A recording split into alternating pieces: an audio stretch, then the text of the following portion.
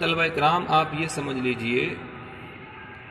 کہ اب امام اعظم دلیل دیتے ہیں لفظ قروء کے حیض مراد لینے میں۔ وہ کہتے ہیں دیکھو امام اعظم حیض مراد لیتے ہیں، دیکھو کہتے ہیں لفظ ثلاثہ سے وہ بھی استدلال کرتے ہیں اور کہتے ہیں لفظ ثلاثہ یہ خاص ہے اور معنی معلوم کے لیے یعنی تین کے لیے وضع کیا گیا ہے، اور خاص کا حکم یہ ہے کہ وہ اپنے مدلول کو قطعی طور پر شامل ہوتا ہے بغیر کمی اور زیادتی کے، اس پر عمل کرنا واجب ہوتا ہے، اور یہ بات اسی وقت ممکن ہو سکتی ہے جبکہ قروء سے حیض مراد لیا جائے نہ کہ طہر، کیونکہ طہر مراد لینے کی صورت میں لفظ ثلاثہ پر بغیر کمی اور زیادتی کے عمل کرنا ممکن نہ ہوگا، یا تو ہم تین طہر سے آگے بڑھ جائیں گے یا پھر تین سے کم ہم پر پہنچیں گے۔ کیسے؟ وہ ایسے دیکھو، اس لیے کہ جو طلاق دی جاتی ہے وہ طہر میں ہی مشروع ہے، بس اگر کوئی شخص طہر میں طلاق دے اور عدت بھی طہر کے ذریعے گزارے جیسا کہ امام شافعی کا مذہب ہے، تو اس کی دو صورتیں ہیں،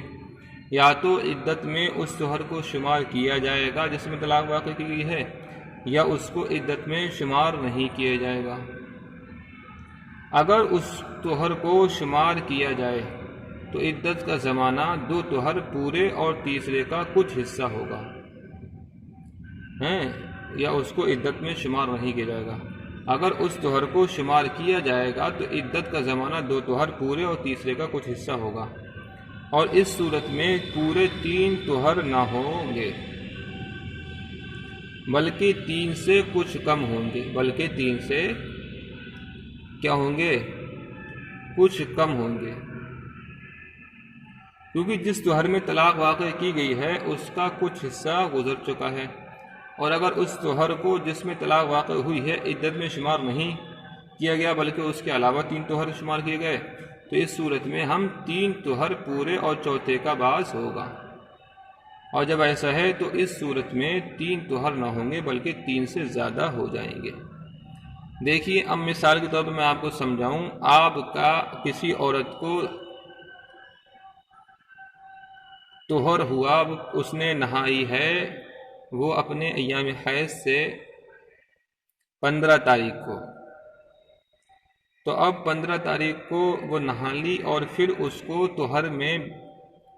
16-17 تاریخ میں اس کو طلاق دے دی گئی، تو اب مثال کے طور پر 17 تاریخ میں اگر وہ اس کو دے دی گئی تو اب مثال کے طور پر 16واں دن اس کا نکل گیا،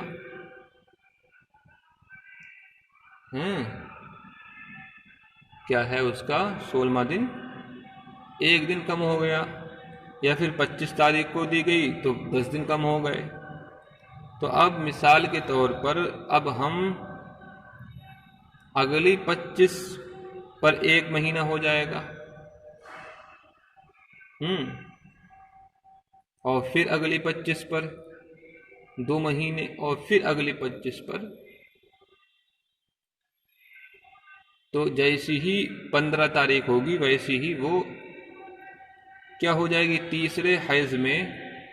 وہ نکل جائے گی، تو اب وہ تین طہر مکمل نہیں ہو پائیں گے، کیونکہ 15 تاریخ کو وہ نکل جائے گی تیسرا حیض پہ، اور وہ اس کو طلاق دی گئی ہے 25 تاریخ میں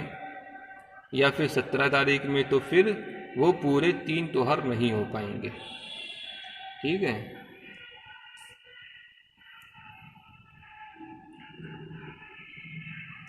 الحاصل قروء سے طہر مراد لینے کی صورت میں